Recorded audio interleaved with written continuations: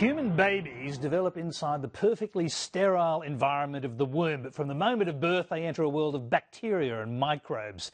It's estimated that by the time you go to school there are 100 trillion microorganisms in your body, and when you reach adulthood, the bacteria in your body, if lumped together, would weigh 1.36 kilograms, the same as an average brain.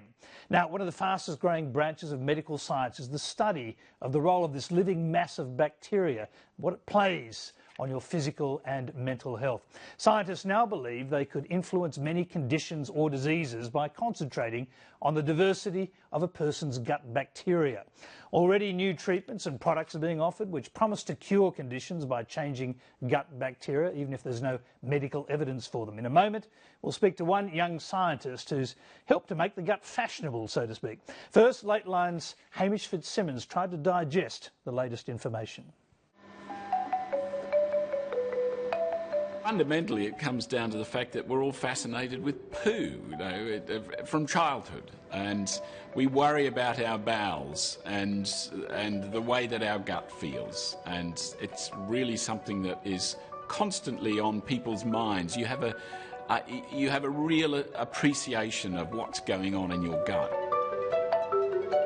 The more we understand about gut bacteria, the more we realise the less we know.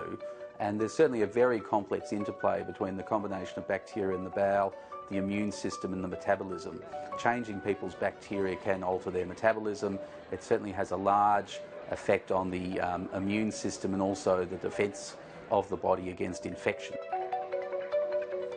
The gut is a hot topic in science and society. Research into the relationship of gut bacteria, known as the microbiome, to our entire well-being is still in its early days, but is exciting scientists.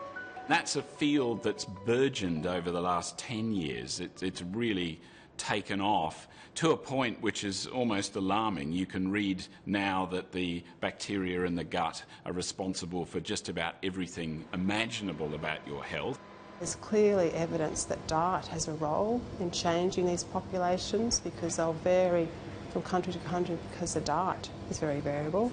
So we just are at the very start of a very new area of research, I think, and it is very exciting. And it's true that it's been shown that there are fundamental links between the ecology of the bacteria in your gut and many aspects of your health. We still need to establish the mechanisms of those associations, but it appears that they really are significant. But the misinterpretation of what research there is, and when phrases like potential for are used, is when pseudoscience can fill the vacuum of information, say doctors who are urging caution before people think changing their gut bacteria will cure all their ills. Much of the science to this point in this field is associational, and as you probably know, if you start anywhere in the body, you can find associations indirectly to just about anywhere else and any aspect of health and behaviour. But that said, I think the evidence is really building now that the change in the composition of the community of things that live in your gut, which is driven profoundly by what you eat, is having a direct impact on aspects of health that really could, in the end, manifest themselves in very many different ways. There certainly is increased knowledge in the community, certainly first of all with probiotics and yogurt drinks. But there are a range of more radical interventions. The most talked about of those is faecal transplantation, in which a healthy person's faeces is taken, treated and then transplanted into an unhealthy person's bowels via tube or enema, to repopulate the gut with that healthy bacteria. Faecal transplantation, which has been proven to be fantastic for a resistant bacterial infection, but people are now using this treatment for all sorts of other medical conditions, some related to the bowel and some not related to the bowel. And to be honest, the evidence for a lot of these treatments just isn't there. My name is Michael Hurst with faecaltransplant.org. Faecal transplantation is being offered in Australia for $10,000 by private practitioners as a treatment for more serious inflammatory gut disorders.